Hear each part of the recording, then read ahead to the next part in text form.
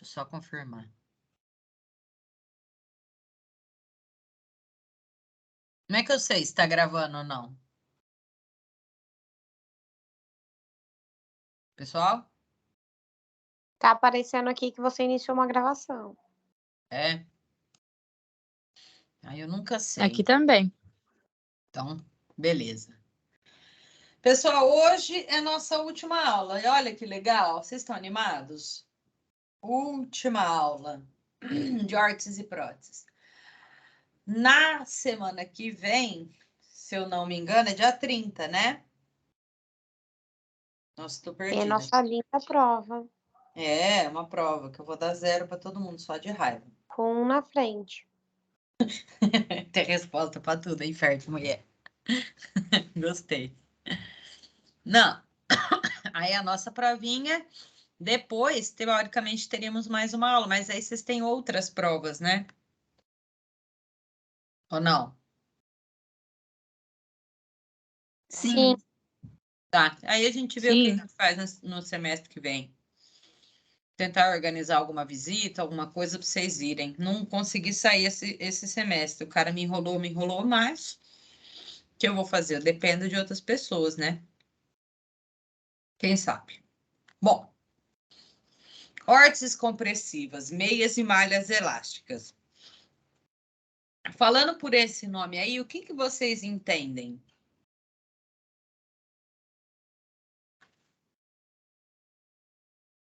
Né? A gente está trabalhando com tecidos que vão se sobrepor ao tecido epitelial e que vão melhorar algumas funções do sistema desse órgão tão grande, né? Que é a pele. Para a utilização de meias compressivas, uma das principais indicações é tratar quadros de edema ou tratar quadros de excesso de líquido na região do interstício.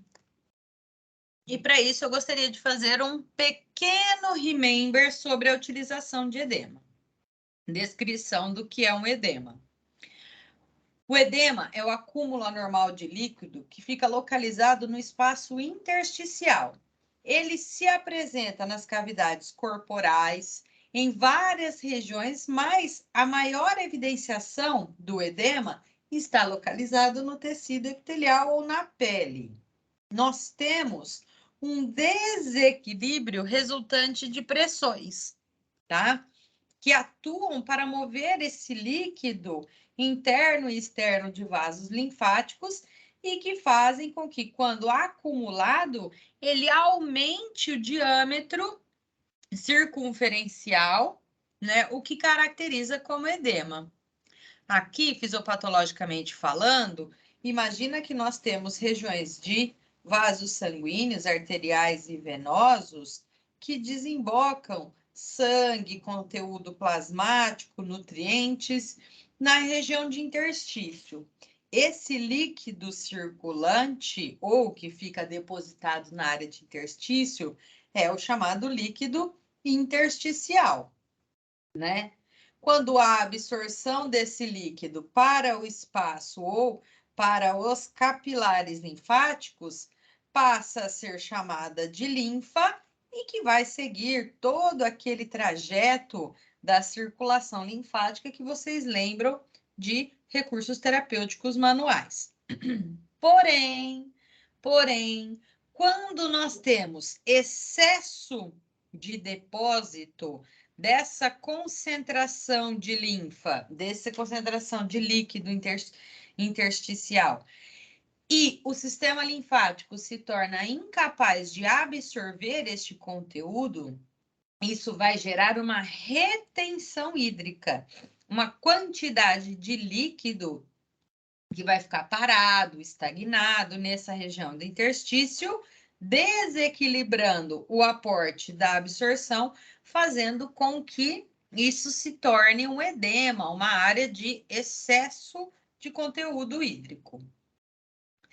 Membro inferior, O edema dessa localidade é um dos fatores mais importantes descritos na queda de qualidade de vida e queda profissional, né, de atribuições profissionais.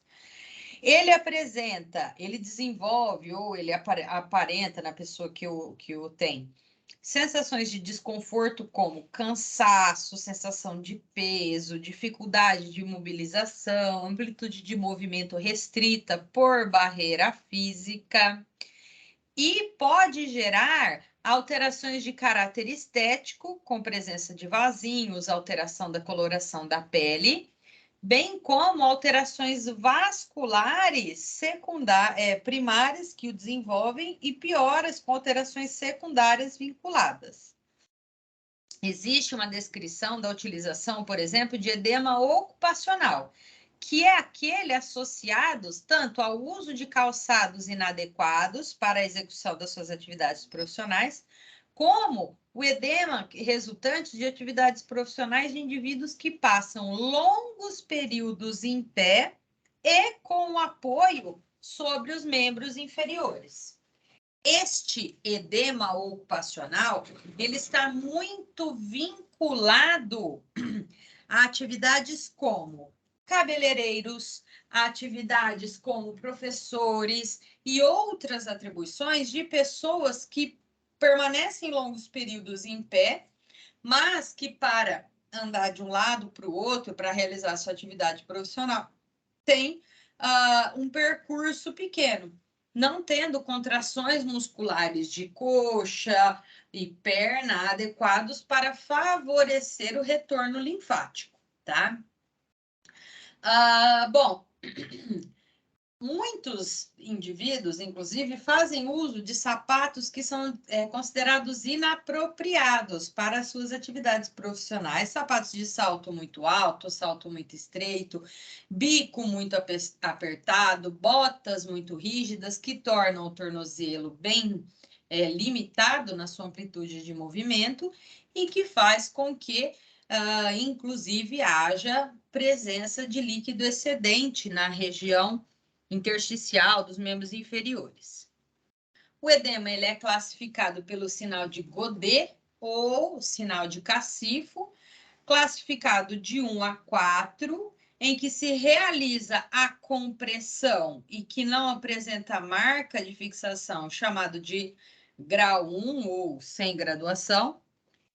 E este, como vocês observam, o grau 4, em que você realiza uma dígito-pressão e o indivíduo passa a apresentar um sinal no tecido epitelial, chamado sinal de Godet, e que permanece por alguns segundos até ser retomada a quantidade de líquido nessa localidade.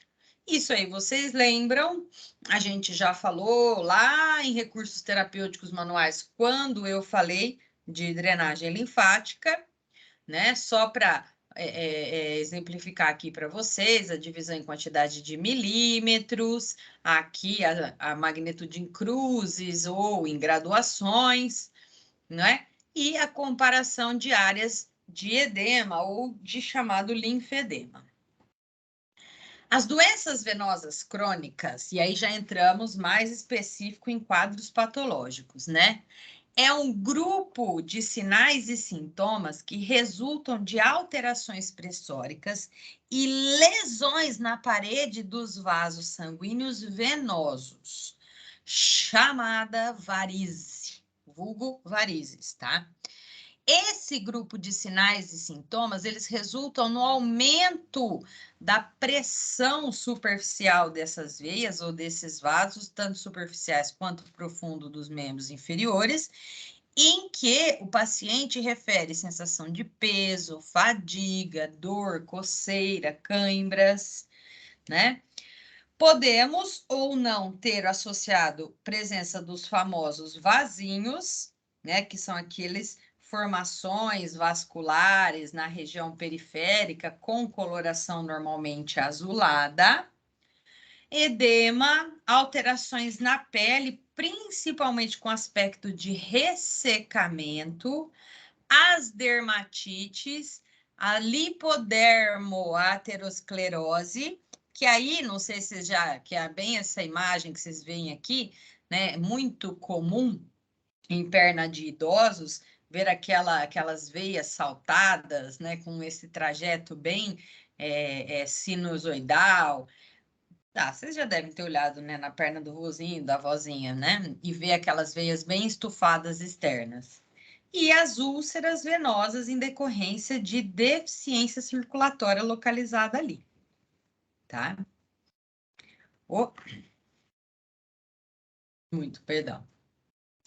Essa pressão venosa, ela é comumente relacionada ao funcionamento inadequado das válvulas localizadas nas paredes das veias, né?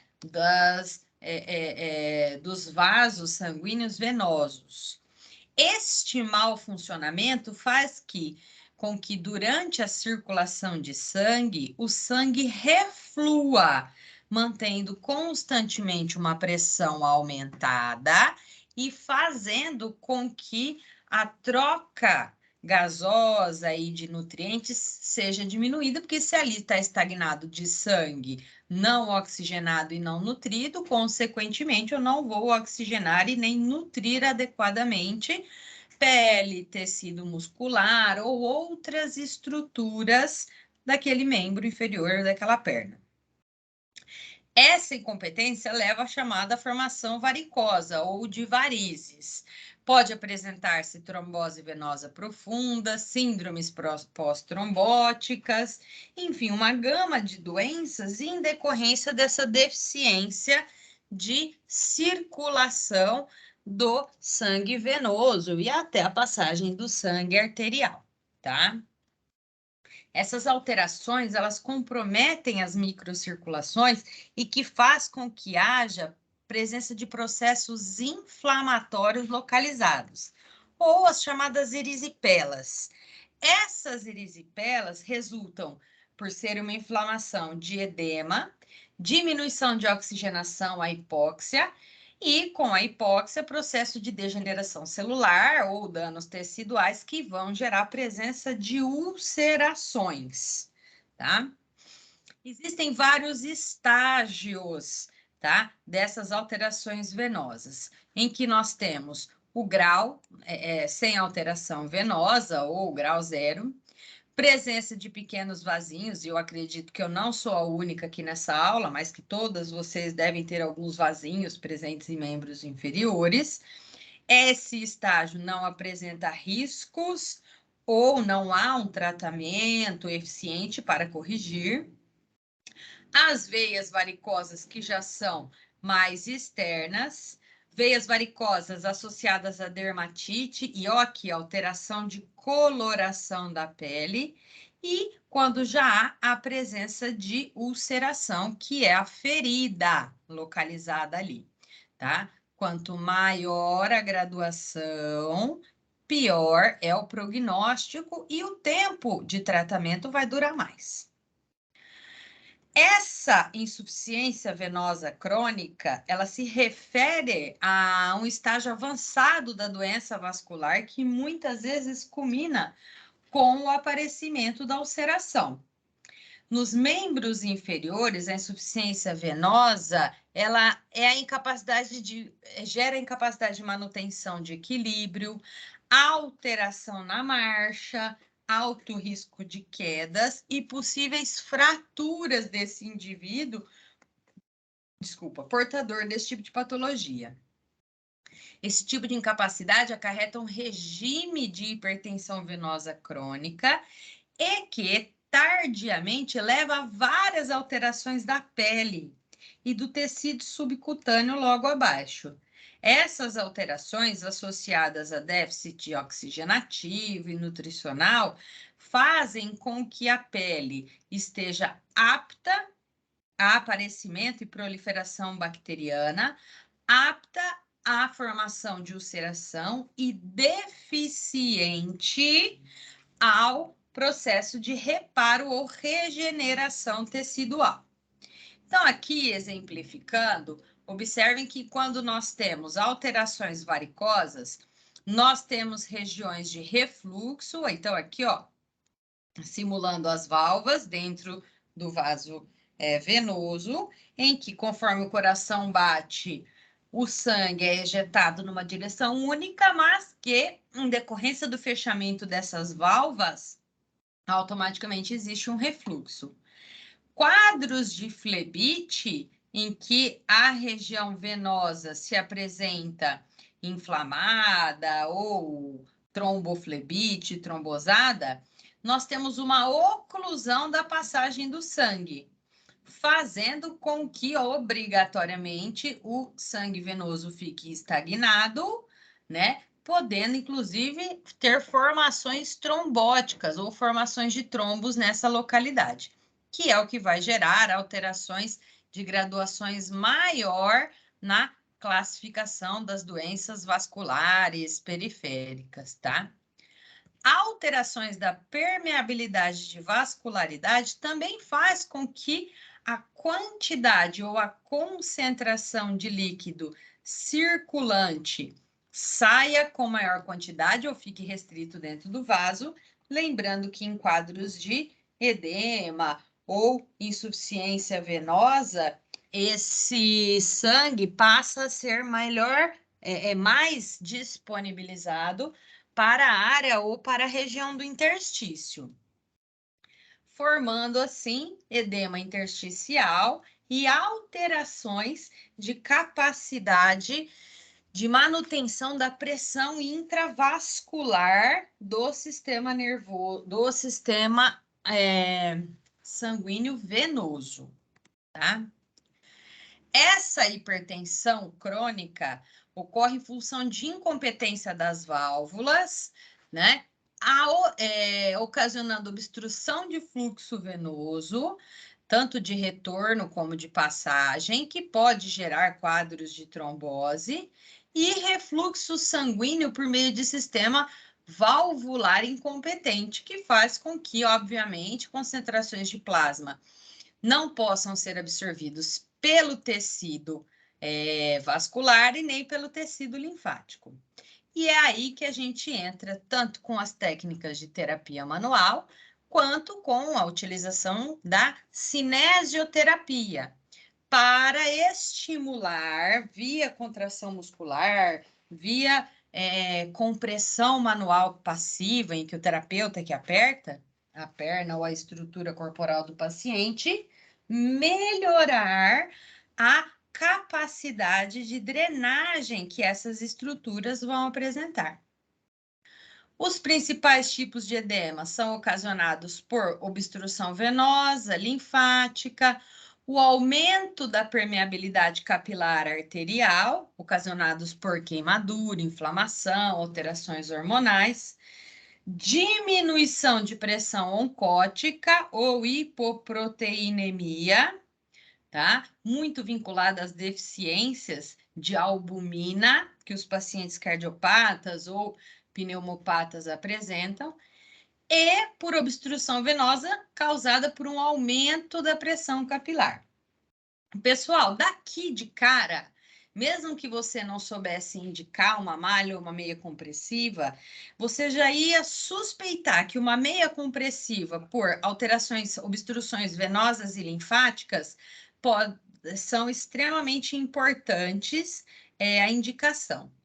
O aumento da permeabilidade capilar e arterial, principalmente por queimaduras e processos inflamatórios, lembrando que para a inflamação temos o PRICE, que é gelo, elevação, compressão e repouso são extremamente importantes, e os outros também são válidas a utilização de órteses específicas para auxiliar, lembra que não é substituir, é auxiliar o trabalho de absorção venosa e linfática.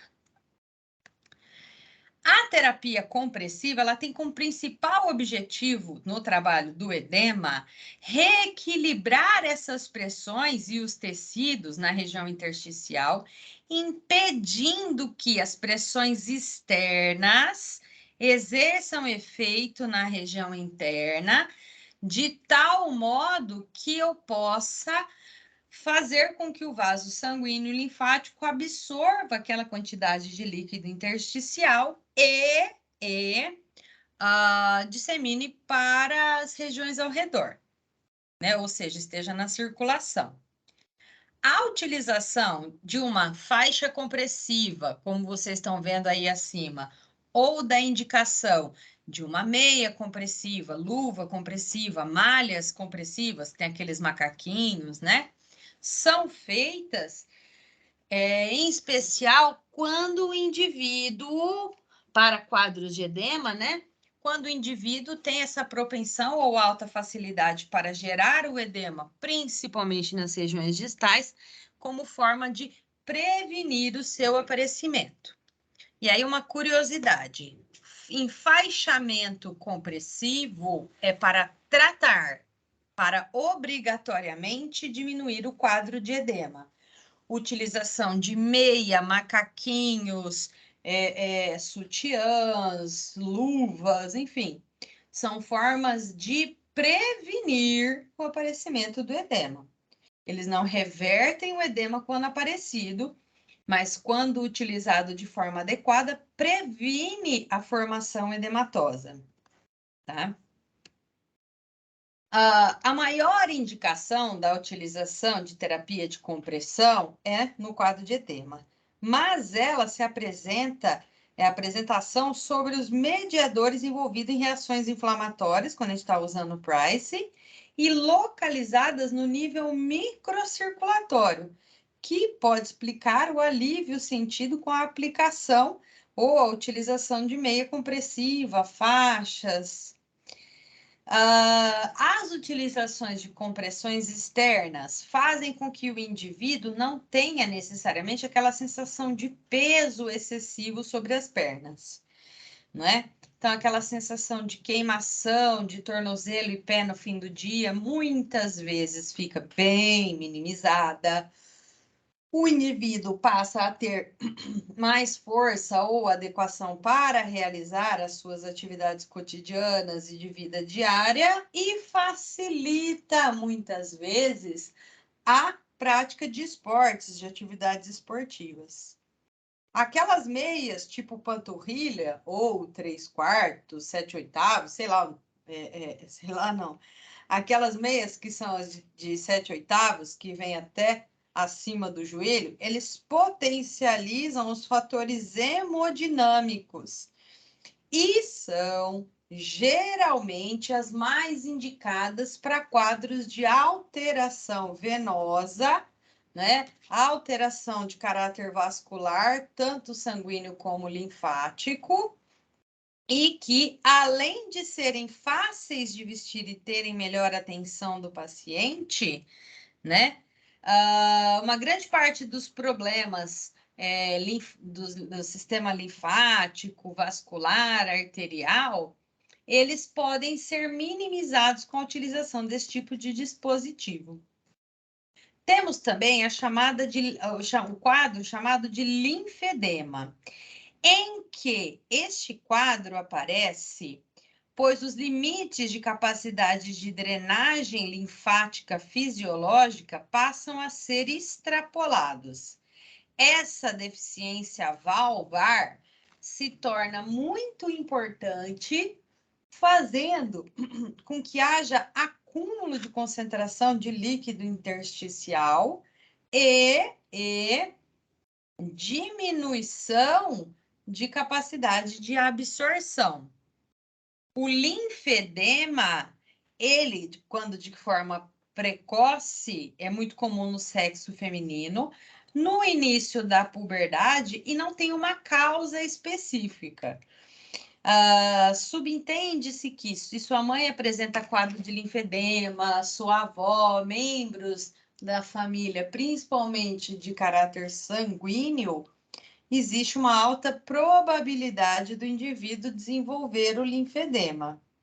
Ele pode ser dividido quando congênito em linfedema simples ou hereditário, quando vó, tia, tio tem, ou simplesmente pelo aparecimento desse quadro de edema associado a uma diminuição ou interrupção do fluxo linfático.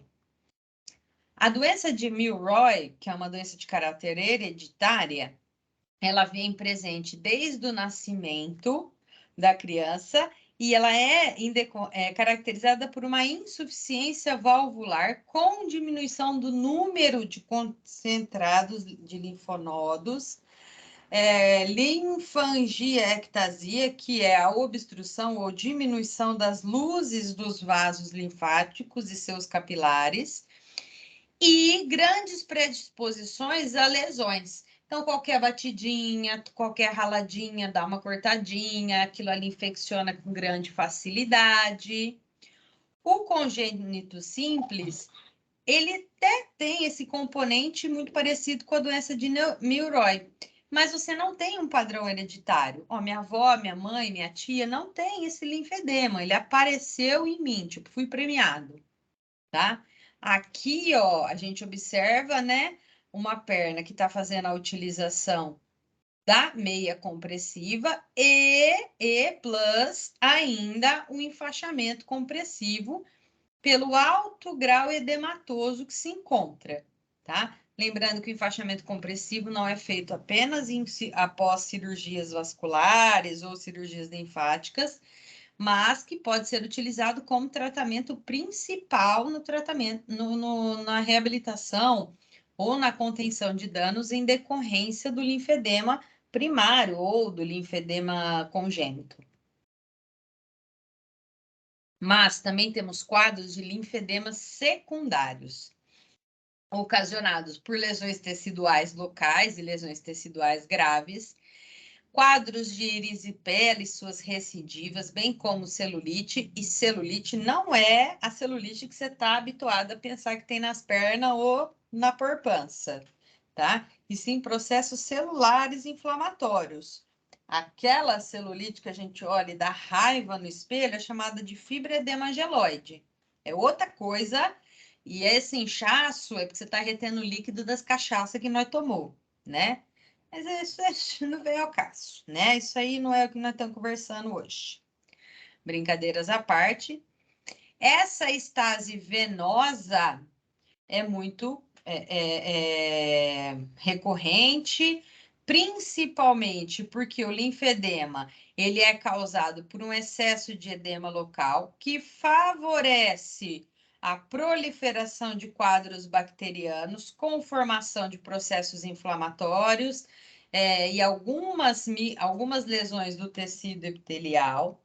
Existe destruição de vasos linfáticos que faz com que essa presença do edema se torne constante, chamando assim de linfedema. Outros quadros que podem gerar linfedema secundários são muito associados às alterações ou às alterações oncológicas, principalmente as pós-cirúrgicas. Muitíssimo comum em quadro de cirurgia de mastectomia, principalmente a chamada mastectomia radical, ou mesmo na quadrantectomia, quando esta está associada ao esvaziamento da concentração de linfonodo axilar.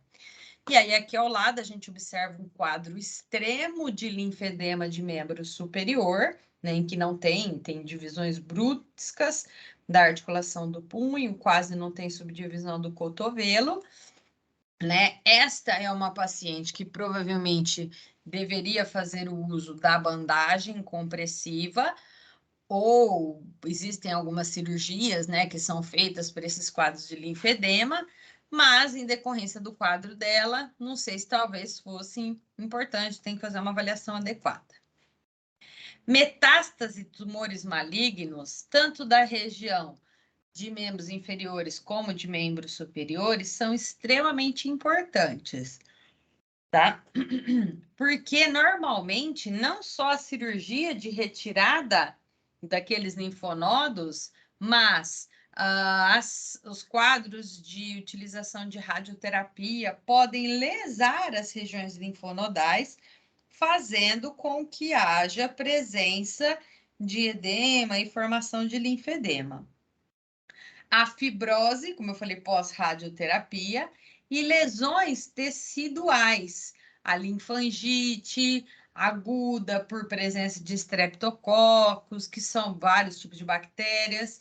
E hoje em dia observa-se muito que pacientes que permanecem em longo período de internação em unidades de terapia intensiva e que apresentam quadros de sepse, né? Ou vulgo infecção hospitalar, podem desenvolver linfedemas e decorrência da lesão.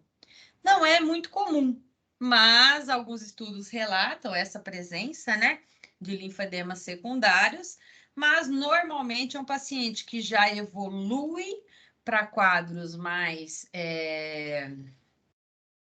dramáticos, com alteração cardiopulmonar associada e acaba não dando-se tanta importância para esses quadros de linfedema, de membros superiores ou inferiores.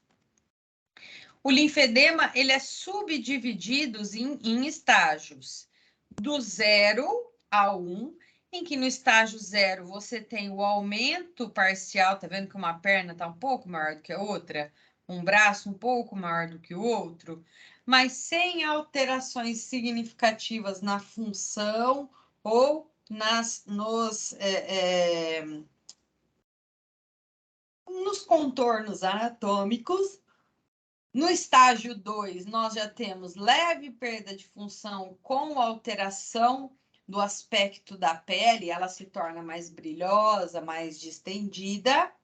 Estágio 3, um edema significativo. E o estágio 4, em que a alteração da coloração da pele e formação ulcerosa, muito provável nessas regiões, tá?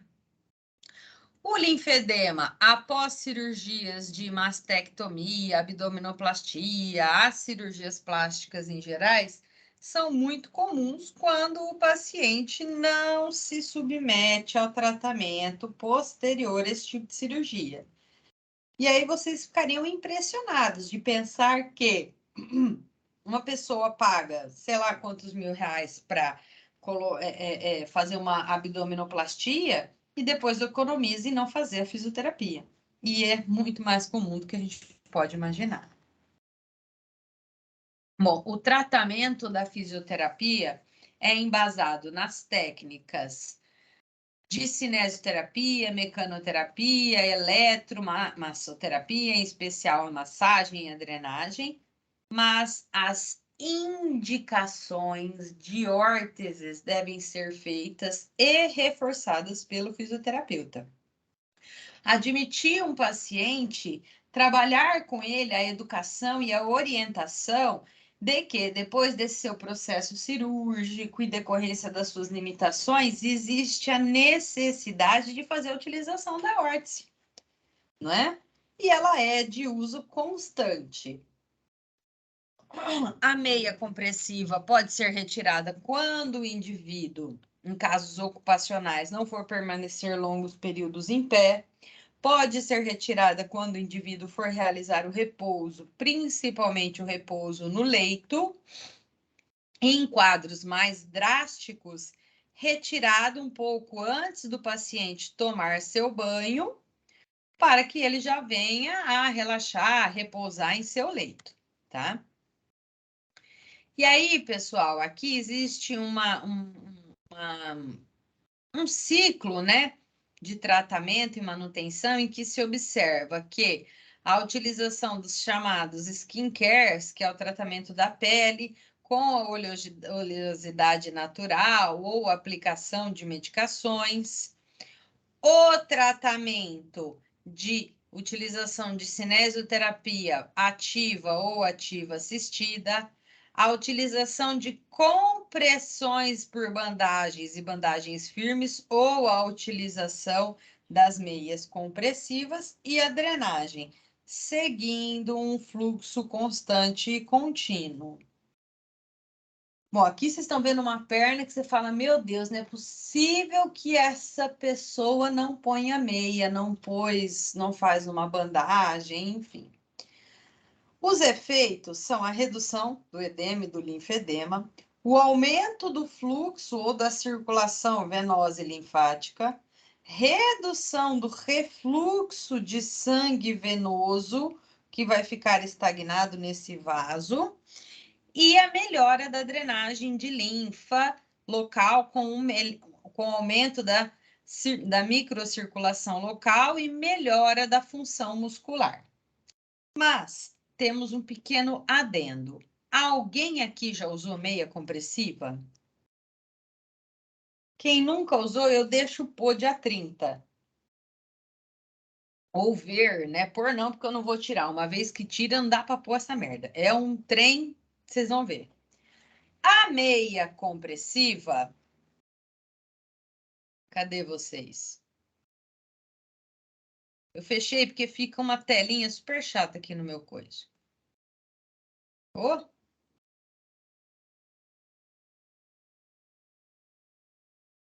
A meia compressiva, ó, eu fico sentada na cadeira, não dá para vocês verem a minha cabeça, mas para vocês verem a minha cara, eu tenho que abaixar a tela do celular, do computador. Aí eu não enxergo direito. A idade pegou, né?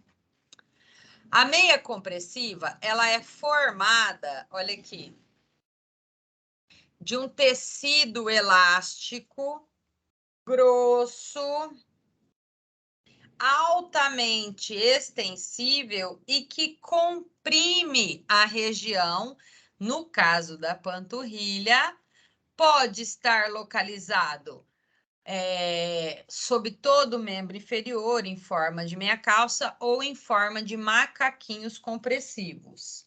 O problema é que você não tem aquela sensação de peso na perna, mas a sensação de que tem algo apertando a sua perna é constante.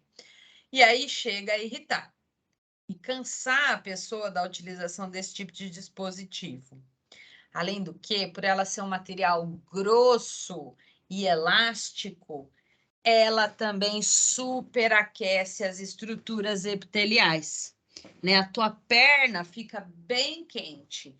Então, associar ela a mais um tecido, como a utilização de calças, meias e sapatos fechados, no clima amistoso e gostoso de São José do Rio Preto, já dificulta um pouco, né? E faz com que nem toda roupa fique esteticamente apresentável, nem todo sapato fique esteticamente interessante de ser utilizado e limita bastante a utilização de roupas e sapatos de livre escolha por uma questão estética. Tem gente que não está nem aí, mas tem gente que liga para isso e acaba não utilizando, né? Bom, a meia, ela segue um padrão de manutenção, padrão preventivo, de impedir que os tecidos ultrapassem aquele tamanho original ao qual ela vai moldar sobre a sua pele. Ela vai sustentar as concentrações de líquido localizado em toda a estrutura corporal e impedir com que isso fique excessivamente inchado. Se ela impede que o líquido intersticial fique em grande, o líquido do plasma sanguíneo fique em grande quantidade no interstício, gerando edema, ela faz com que essa circulação se mantenha dentro do padrão de normalidade, sem que o indivíduo sofra lesões ou outras alterações. Aqui foi retirado de uma página americana, inglesa, sei lá, não lembro qual das duas, e que fala dos efeitos, né, da utilização da contração muscular, mas serve para a mesma explicação da utilização da malha compressiva, em que a pressão externa, representada aqui por essas setas vermelhas, faz com que haja uma compressão com estimulação da contração muscular e que vai fazer com que o sangue, a linfa, os tecidos excedentes circulem nessa localidade, nessa localização, favorecendo a drenagem das concentrações de linfa. tá? Sem a utilização de meia compressiva, talvez essa pressão que vai gerar uma contração excessiva dos tecidos não vai fazer com que haja um aumento do aporte e da circulação de linfa circulante ou que está ao redor desses tecidos aí.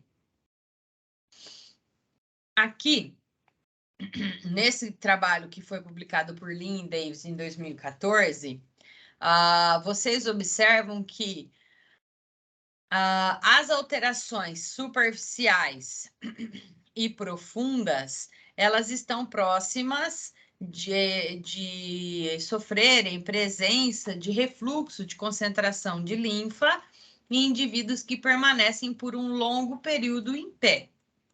Quando se utiliza órteses de compressão, essas órteses, elas aumentam o volume da taxa de fluxo sanguíneo, venoso e linfático, reduz a presença de refluxo venoso devido à melhora secundária que ela tem nas válvulas, nessas válvulas internas do sistema venoso.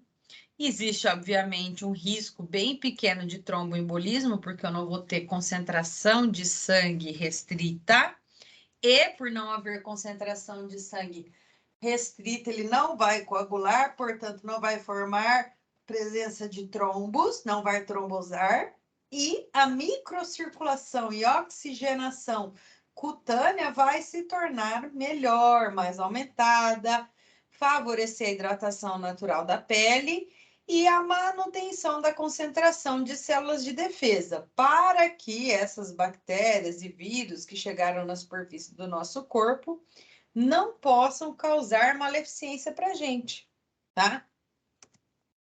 Bom, terapia de compressão, no caso de linfedema, acho que ficou claro. Ou vocês tiveram alguma dúvida? Turma?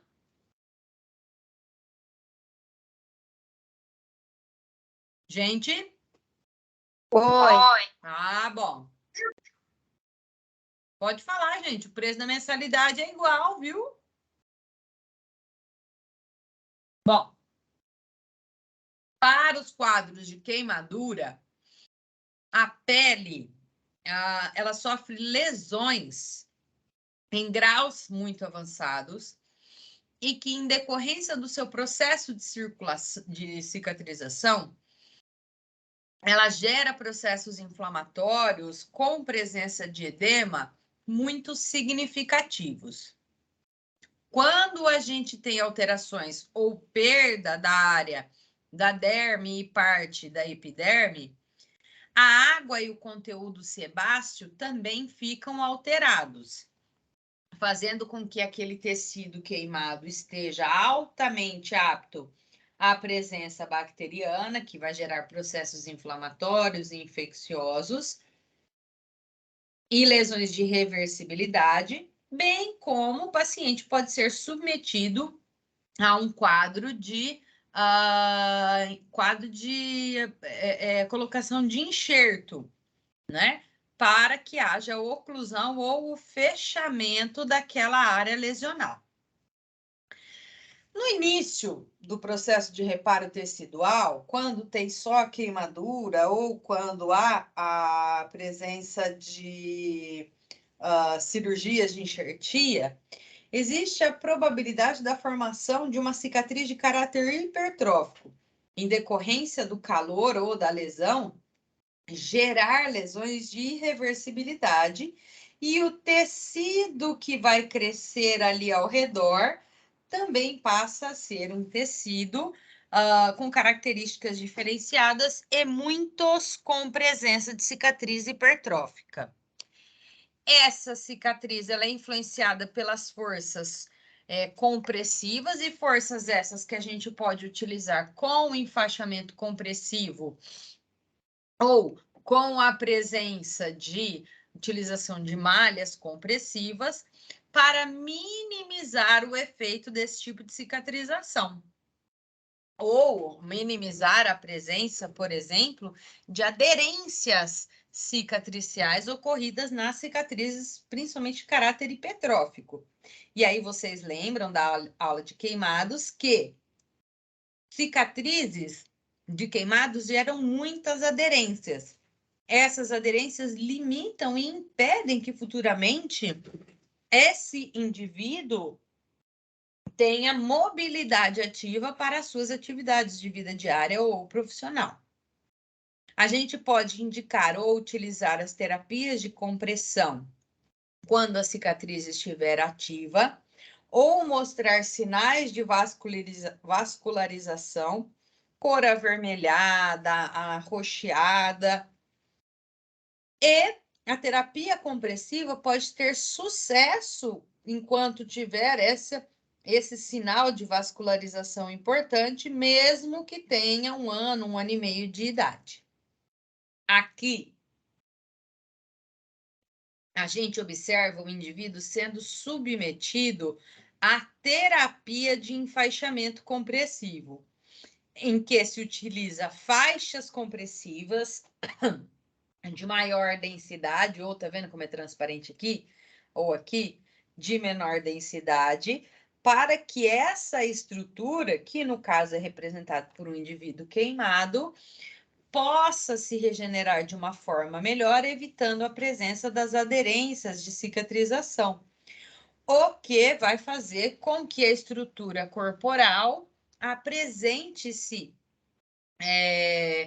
melhor, com menos probabilidade de aderências, de perda de amplitude de movimento secundária e áreas de lesões de irreversibilidade, tá?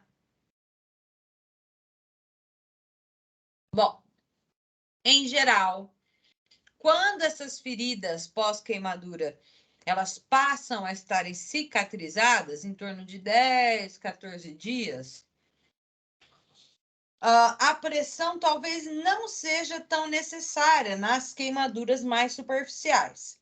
Porém, em quadros de queimadura de 2º, 3º grau e de alta amplitude ou queimaduras grandes, existe a necessidade de prescrição das malhas de tecido compressivo para evitar a presença de cicatrizes hipertróficas e ou a presença de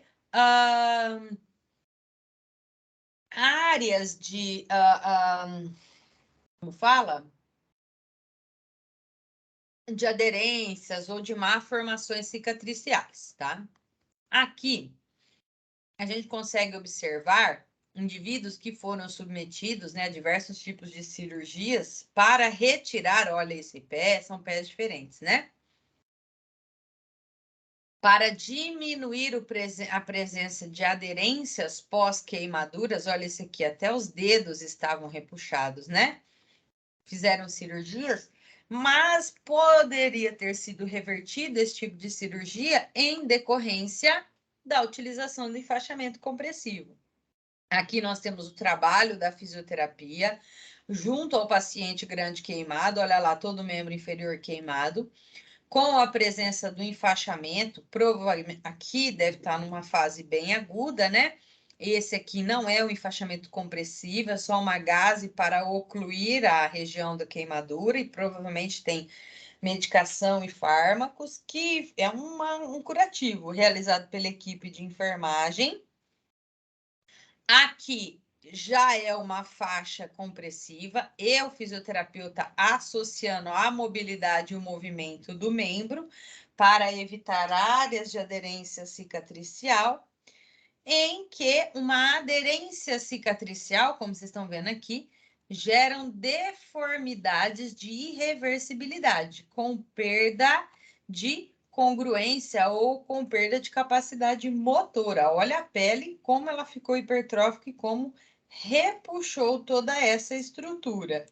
Após o quadro ou a cirurgia plástica realizada, com certeza esse indivíduo passou a ser submetido a enfaixamento compressivo. Ou pelo menos deveria, né? Depois de queimaduras, e eu não estou falando imediatamente na queimadura, enquanto a pele está exposta, você vai lá e veste uma malha compressiva. ou uma meia elástica? É lógico que não, né? Mas depois dos seus 7, 8, 10 dias em que o tecido começa a ter formação cicatricial, muitas vezes existe a indicação de malhas de alta compressão ou as vestes do tipo Jobs Garments. Não sei falar, porque eu não sei falar essa língua aí deles. Que exerce uma pressão constante e contínua sobre as áreas cicatrizadas ou áreas que apresentam enxerto de pele e que causam essas áreas presença de cicatrizes hipertróficas. A utilização dessas vestes ou de malhas compressivas, elas causam alterações ou presença de cicatrizes planas, maleáveis, dessensibilizadas e protegidas, que produzem alívio de coceira, prurido, sensação de tem bichinho passando, essa coiseira toda. A pressão necessária até a maturação da cicatriz, ela se altera quando apresenta uma aparência pálida, esbranquiçada, ou seja, quando não está mais avermelhada, e quando a temperatura desse tecido cicatricial ao toque manual se apresenta muito próxima da temperatura dos tecidos ao redor ou dos tecidos localizados ali próximos, tá? E aí temos vários tipos de queimados, né? Em que vocês têm grandes queimados, indivíduos com os membros inferiores totalmente queimados e pode ter tido queimadura de genitália.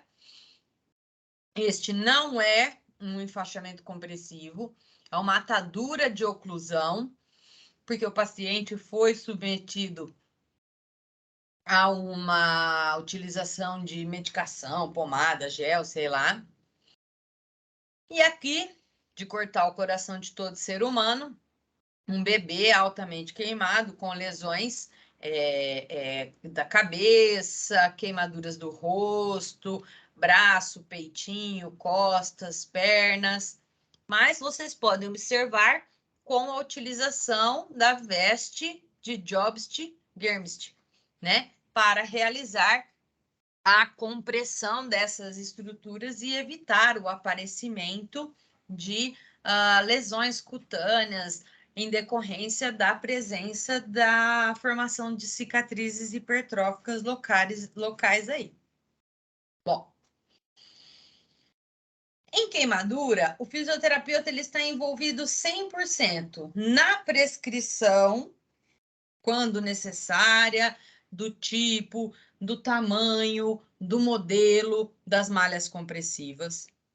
Checar o tamanho, modelo, fabricante, o grau de compressão, todos os ajustamentos necessários.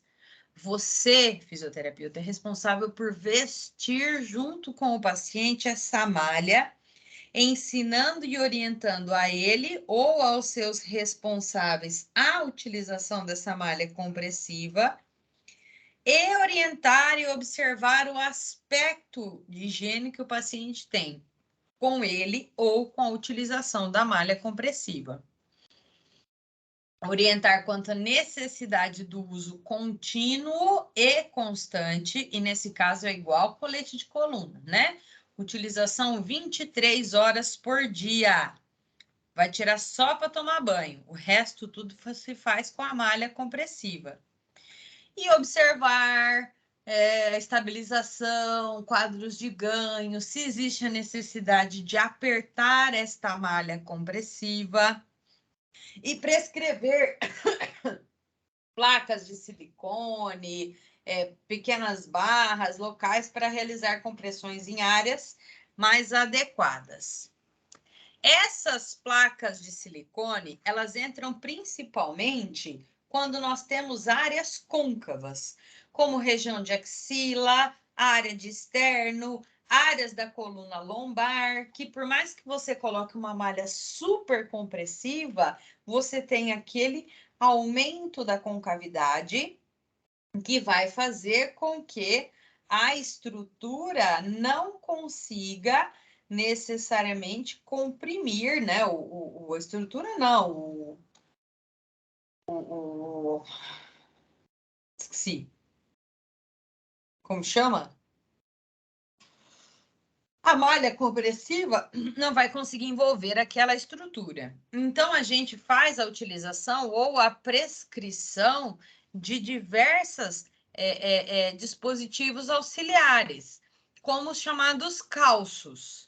Esses calços muitas vezes são feitos de espuma ou de silicone, sendo o silicone em forma de gel sólido, não medicamentoso, não tóxico e de caráter hipoalergênico, principalmente deve ser lavado, em que é vendido em forma de placas, placas puras ou até revestida com algum tipo de tecido.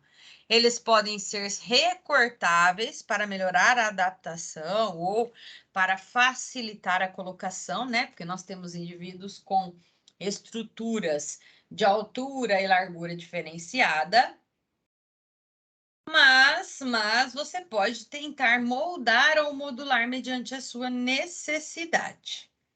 Alguns cuidados devem ser tomados, como não perfurar o silicone, lavar com água e sabão neutro, não é para torcer, que não é um pano de chão, polvilhar um talco para que facilite o ato de vestir, né? Mas principalmente, não secar ao sol. Principalmente no sol de São José do Rio Preto, que aí arrebenta com tudo, né? Causa uma... estraga na hora, tá? Bom, e aí temos a subdivisão entre o que é classificado como contenção e compressão. Efeitos de enfaixamento compressivo são efeitos de contenção de caráter passivo, que requer treinamento adequado para realizar este enfaixamento. O paciente não consegue colocar sozinho, com raras exceções, ele precisa de uma terceira pessoa. A pressão ao redor dos vasos linfáticos em repouso ela é menor e muito maior em quadros de pressão de trabalho. Do início do tratamento até a utilização ou a redução do linfedema, se torna necessário a utilização do enfaixamento de compressão e gera um alto custo para o paciente, porque as faixas compressivas, elas não duram tanto tempo quanto uma meia, o que faz com que esse grau de compressão esteja alterado e o indivíduo precise realizar vários enfaixamentos ao longo desse período todo, para que possa realizar, não ter o edema local. A quantidade de lavagens é muito diferenciada de fabricante para fabricante e do cuidado que o indivíduo vai ter. Vou passar esse sabonete, sei lá, Vanish na minha faixa para ela ficar branquinha. Mas não vai durar muito para ela perder a elasticidade, tá? Já os quadros de compressão, em que trata-se com meias e faixa elástica, eu não preciso de um curso para realizar a utilização da meia ou faixas elásticas, tá? Basicamente, é muito autoexplicativo. O paciente tem que se vestir com isso e permanecer por um longo período com a utilização dessa faixa, dessa meia elástica, tá? Nós temos um custo menor, porque você compra uma meia compressiva, ela deve ser trocada, quando bem cuidada, de 2 em 2 anos, ou de 6 em 6 meses, quando mal cuidada pelo indivíduo, mas que essa compressão ocasionada por essa faixa ou meia há de favorecer o posicionamento adequado e a melhora da facilitação de concentrações de linfa, tá? Os princípios básicos da utilização da terapia de contenção é a regularização do formato do membro, além da regularização do formato do membro, nós ainda temos a pressão de repouso, além da pressão de repouso, a pressão de trabalho e a lei de Laplace, em que a lei de Laplace diz que a variação de pressões em um ponto de uma superfície só depende do valor da tensão superficial e da curva média da superfície neste ponto. Essa lei é um pouco confusa de estar explicando ou de trabalhar com a orientação dela, né? Quando a gente vai falar com o paciente, então você só explica mais ou menos como é a questão aí do excesso de líquido, que diminui a absorção das concentrações de líquido interno, mas ela é muito descrita para falar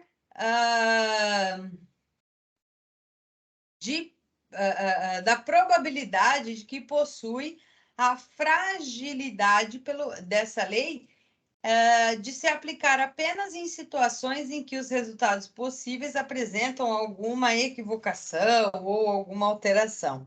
Essa lei fala que se tem muito líquido de um lado e pouco do outro, o líquido ele se transfere para a área de maior concentração, fazendo com que essa perda hídrica seja menor e ou o indivíduo não passe a restringir quantidade de sangue, ou seja, não fica estagnado na pele, mas passa a circular ao redor de toda a estrutura corporal.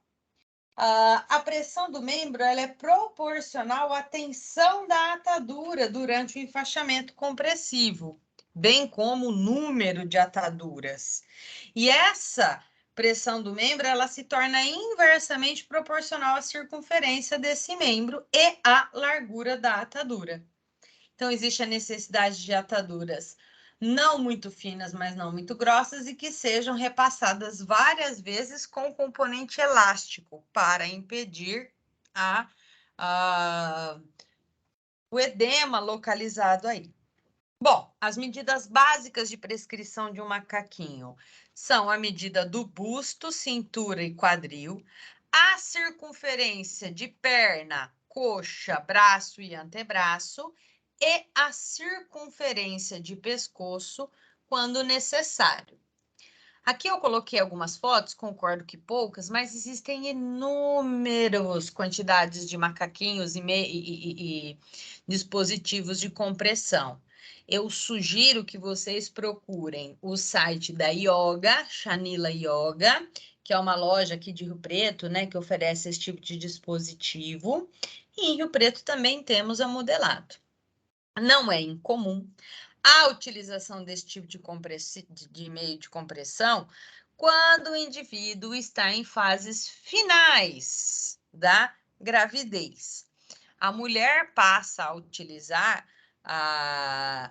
esse tipo de dispositivo, principalmente depois da gravidez, para evitar o edema de membros inferiores e facilitar, depois do nascimento da criança, a aderência da pele, principalmente da região abdominal, a pele na região abdominal, impedindo aquela barriguinha por flacidez. Em indivíduos queimados, você pode indicar a presença da malha compressiva para as áreas queimadas, ou, se for corporal generalizada, para a estrutura, como vocês estão vendo aí da foto, do rosto, braço, peito, abdômen, perna, tá? Em decorrência da necessidade deste indivíduo de apresentar a utilização de malhas compressivas.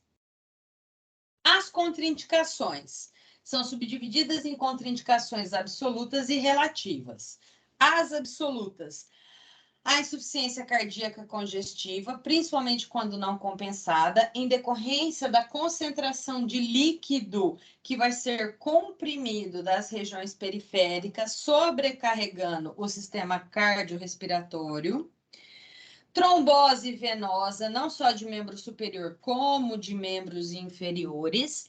A presença da trombose venosa em estados agudos, em que você tem o trombo presente, é muito complicado, porque essa compressão pode fazer com que essa área trombótica saia daquele local e migre para órgãos como sistema nervoso central, coração, pulmão, ocasionando lesões de maior gravidade.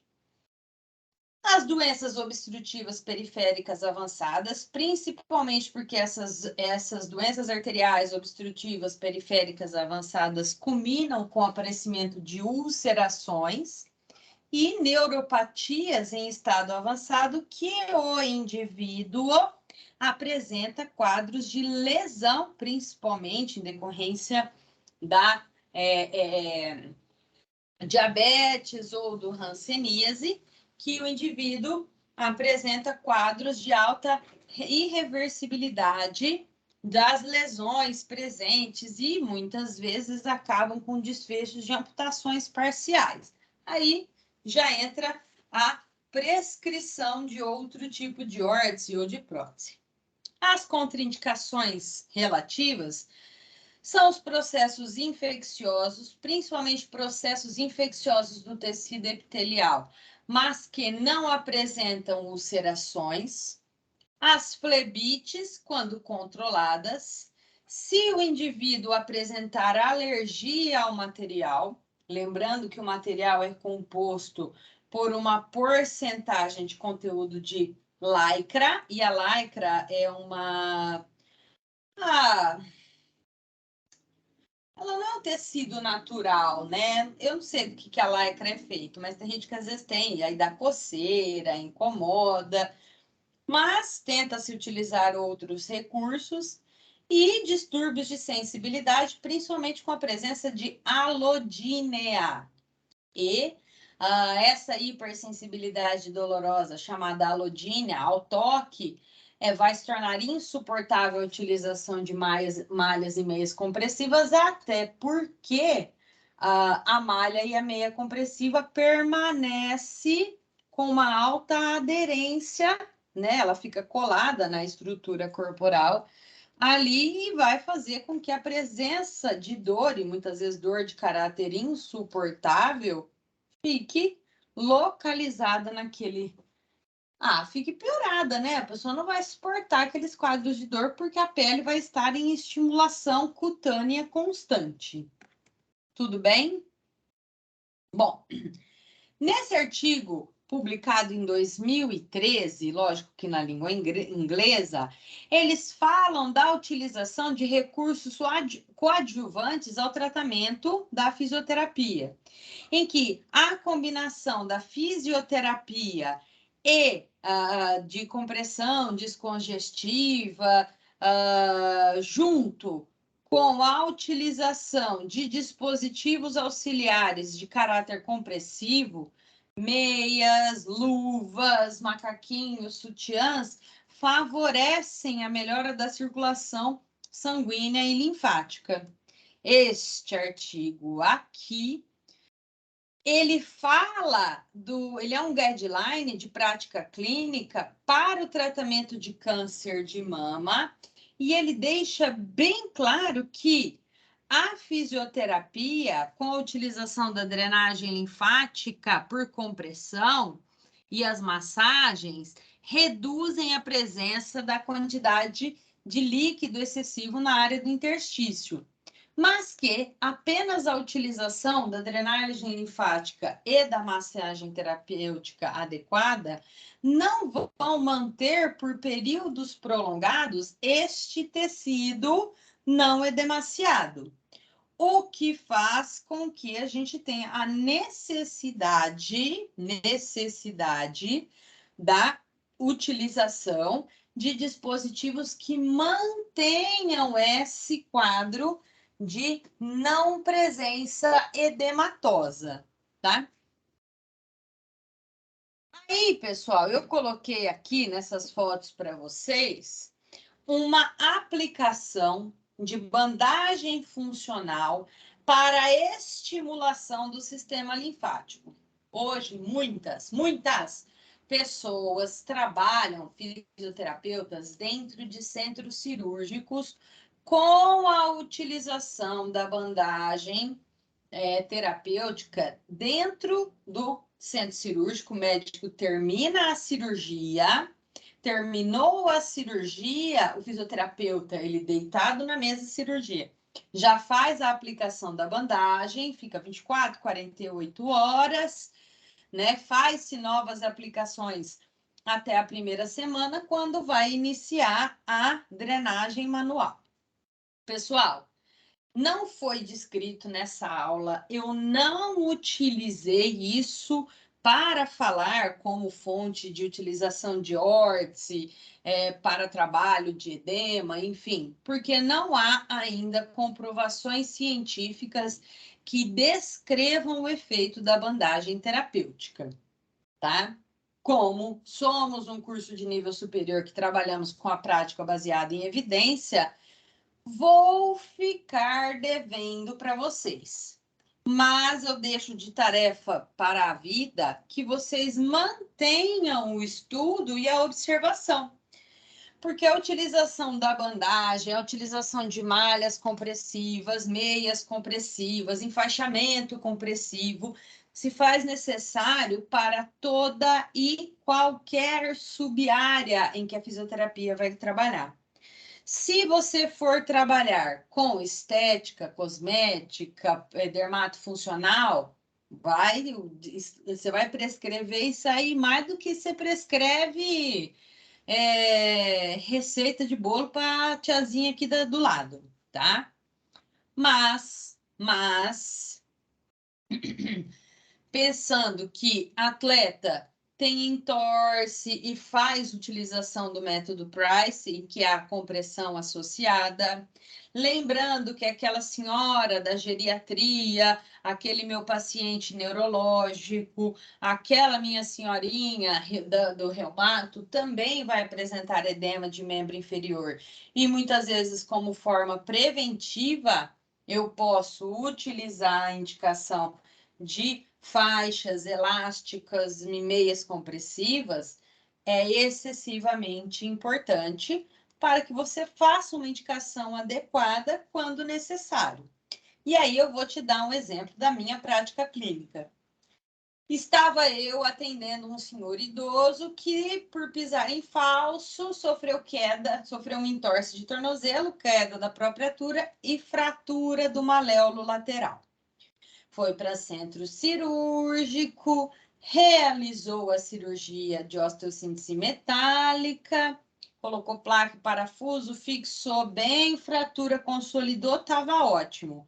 O principal relato dele para mim era a diminuição da amplitude de movimento de tornozelo para dorsiflexão e flexão plantar, o que o limitava absurdamente às suas atividades de vida diária, principalmente subir e descer degraus e andar dentro de casa, fora de casa. O excesso de edema localizado no maléolo e em toda a face dorsal do pé fazia com que esse indivíduo tivesse uma deficiência importante do equilíbrio, e aí eu fiz a prescrição da utilização da meia compressiva. Lógico que não foi imediatamente, mas com o uso constante desse tipo de dispositivo, ele teve uma redução deste edema ocasionado pelo processo inflamatório e retorno às suas atividades de vida diária e prática esportiva. Prática esportiva que ele fazia caminhada, né, de 40 minutos, 1 hora todo dia. E ele voltou a realizar essa caminhada de 40 minutos, 1 hora diária, e melhorando funções corporais de forma, assim, maravilhosamente bem. Tá lógico que teve todo o tratamento da cinesioterapia para restabelecimento das suas atividades de função. mas foi um ponto crucial a indicação da utilização da meia, no caso desse paciente, da meia compressiva. Tudo bem? Vocês compreenderam? Aqui teve a descrição de todas as referências bibliográficas. E gostaria de chamar a atenção especial para vocês desta referência da utilização deste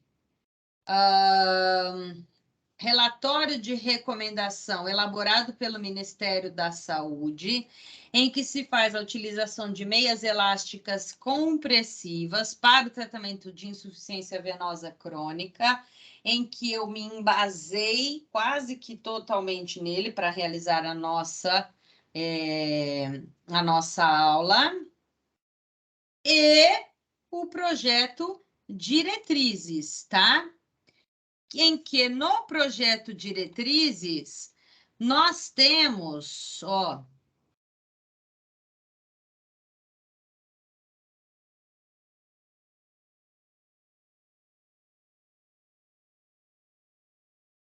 oxi,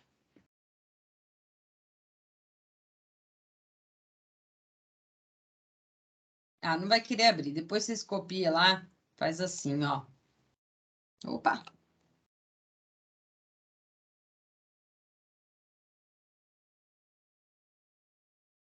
Cola.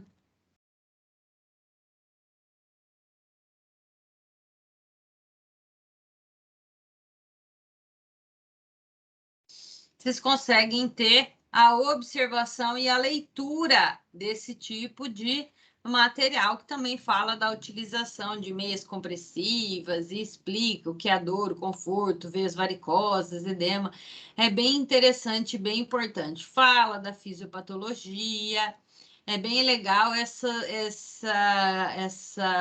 projeto de diretrizes aqui. São 34 páginas, não 61, mas a leitura ela é prazerosa e mais fácil. Tudo bem? Vocês têm alguma dúvida, alguma pergunta?